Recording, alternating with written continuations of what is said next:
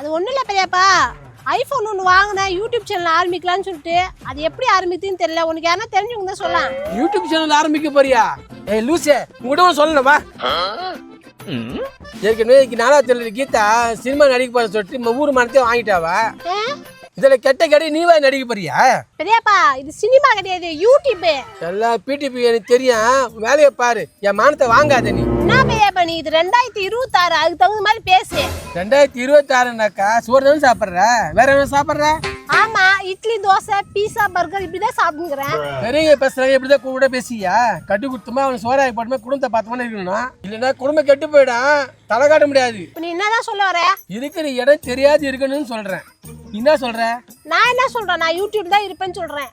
யூடியூப்ல இருந்தா அசிசமா கமாண்ட் வரும், கை நிறைய பணம் வரும், ஊர்ல தலை காட்ட முடியாது. இந்த உலகமே என்ன தலை நிமிந்து பார்க்கும். யூடியூபுக்கு போனா குடும்பம் சந்தி சிரிக்கும். என் வீடியோ பார்த்தா இந்த உலகமே வயிறு குலுங்க சிரிக்கும். யூடியூப்னால எவ்வளவு குடும்பம் அழிஞ்சு தெரியுமா? யூடியூபால எத்தனை குடும்பம் வாழ்ந்துட்டு இருக்கு தெரியுமா? எத்தனை புருஷ பொண்டாட்டி பிரிஞ்சுறாங்க தெரியுமா? எத்தனை லவர் சேர்ந்துக்கிறாங்க தெரியுமா? நீ வீடியோ எடுக்காத, நீ என்னோட வளர்ச்சியை தடுக்காத. சோசியல் மீடியா வேணா. என் குடும்பத்துக்கு சோறு போறது நீனா? தேவையில்லாத பேசுற வீணா. உன்னோட சாவகாசமே எனக்கு வேணாம். நீ